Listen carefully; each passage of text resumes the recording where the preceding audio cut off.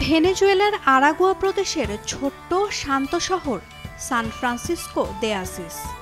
নিস্তব্ধ এই শহর অক্টোবর মাস এলেই যেন বদলে যায়। রঙিন পতাকা, মিষ্টি সঙ্গীত, হাসি খুশিতে মুখর মানুষ, আর সবকিছুর কেন্দ্রে এক ব্যতিক্রমী প্রতিযোগিতা, কচ্ছপ দৌড়। হ্যাঁ, ঠিকই শুনেছেন, এখানে প্রতি বছর অক্টোবরের শুরুতেই অনুষ্ঠিত হয় সেন্ট ফ্রান্সিস অব আসিসের সম্মানে এক অনন্য প্রাণবৈচিত্র্য উৎসব, আর তার প্রধান আকর্ষণ এই কচ্ছপ দৌড়। ৮০টিরও বেশি রঙিন কচ্ছপ অংশ নেয় এই প্রতিযোগিতায়। এই সময় শহর জুড়ে উৎসবের আমেজ থাকে। শিশুরা হাতের লেটুস পাতা নিয়ে উৎসাহ দিচ্ছে তাদের পোষা কচ্ছপকে। কে আগে ফিনিশ লাইনে পৌঁছাবে সেটাই এখন আলোচ্য বিষয়। রঙিন রঙে সাজানো, ফুলে পাতায় মুড়ে দেওয়া কচ্ছপগুলো ধীরে ধীরে এগিয়ে চলছে। কেউ ডানে যাচ্ছে, কেউ বাঁয়ে, তবুও উচ্ছ্বাসের শেষ নেই।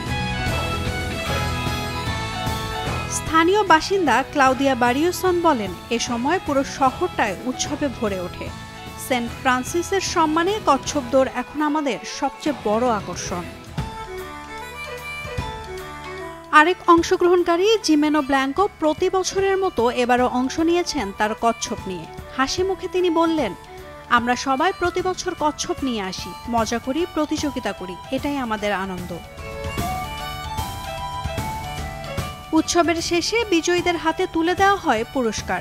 আয়োজকদের মতে এই অনুষ্ঠান শুধু বিনোদনের নয়, এটা শিশুদের শেখারও একটি সুযোগ, যেখানে ধৈর্য, আনন্দ ও ভালোবাসার পাঠ একসাথে মেলে।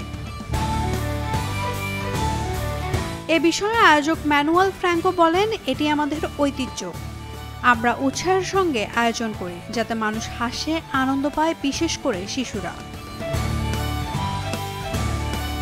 এ বছরের বিজয়ী কচ্ছপটির নাম রবার্তো, বয়স ২০ বছর। তার মালিক ভিক্টর মার্টিনেজ গর্বভরে বলেন, রবার্তোর এটাই প্রথম দৌড়, আর প্রথমবারই সে জয় পেয়েছে। আমি সত্যিই গর্বিত। প্রাণীপ্রেমের প্রতীক সেন্ট ফ্রান্সিস অব আসিসের স্মরণে এই কচ্ছপ দৌড় এখন শুধু খেলা নয়, বরং ভালোবাসা, ধৈর্য আর হাসির এক মিলন মেলা, যেখানে ধীরে চলেও জয় শেষ পর্যন্ত তাদেরই হয়।